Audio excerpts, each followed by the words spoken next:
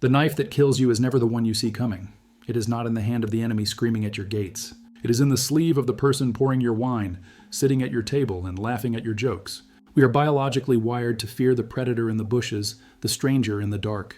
But Niccolò Machiavelli, the man who understood the brutal mechanics of power better than anyone in history, knew the truth.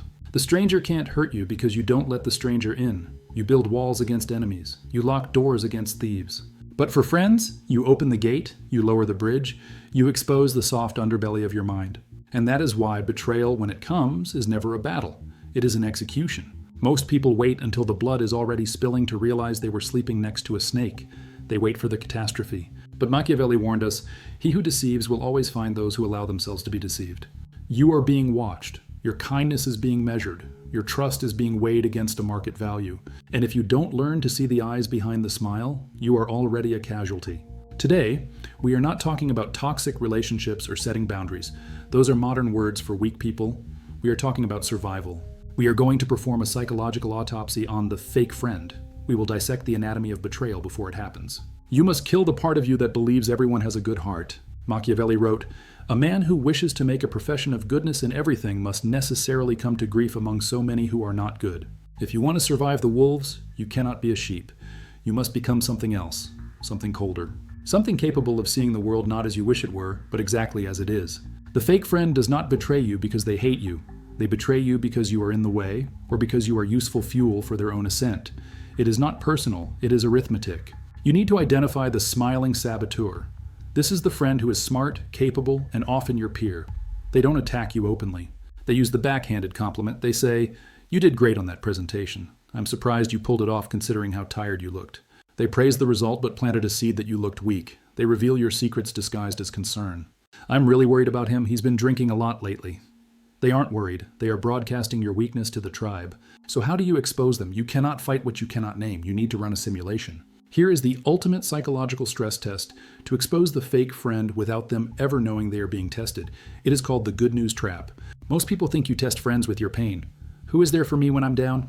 Wrong. Anyone can be there when you're down. Seeing you miserable makes them feel better about their own miserable lives. It feeds their superiority. Pity is easy. If you want to see the face of the devil, tell them your greatest victory. Tell them you got the promotion. Tell them you met the love of your life. Tell them you just made a massive profit, and then watch their eyes. For a microsecond, less than a second, the mask will slip. You will see a flash of coldness, a tightening of the lips, a deadness in the eyes. Then the mask returns. Oh my God, that's amazing. But the energy is off. The tone is forced. They might quickly ask a question that minimizes the win. "That's great, but are you ready for the extra taxes?" Oscar Wilde said, "Anybody can sympathize with the sufferings of a friend, but it requires a very fine nature to sympathize with a friend's success. If they cannot celebrate your win without a shadow, they are an enemy. Once you identify them, what do? Do you confront them? Do you scream? No. Machiavelli never acts on emotion. He acts on intelligence. You do not declare war. You use the law of concealment. You put them on an information diet. Fake friends traffic in information. Gossip is their currency. Knowing your business gives them leverage. Stop feeding them. Go dark. Be polite, be present, but be vague. How's work? It's work. What are you planning next? Not sure yet. Watch their reaction to your silence. A real friend respects your privacy. A fake friend gets agitated. They feel the loss of control. They will pry. They will push. They might even offer a fake secret of their own to trigger reciprocity. I'll tell you mine if you tell me yours. Do not bite.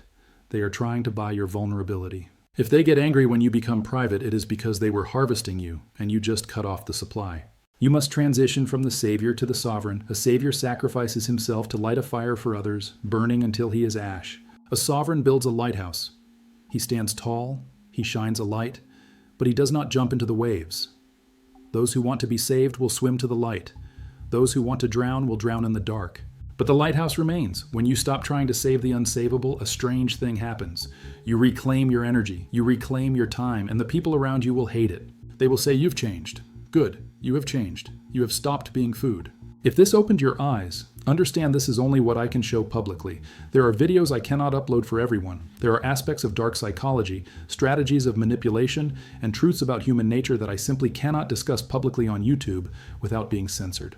The algorithm suppresses the most powerful information because it is designed to keep you a sheep. Those truths exist behind the join button. If you're still here, you're not like the others.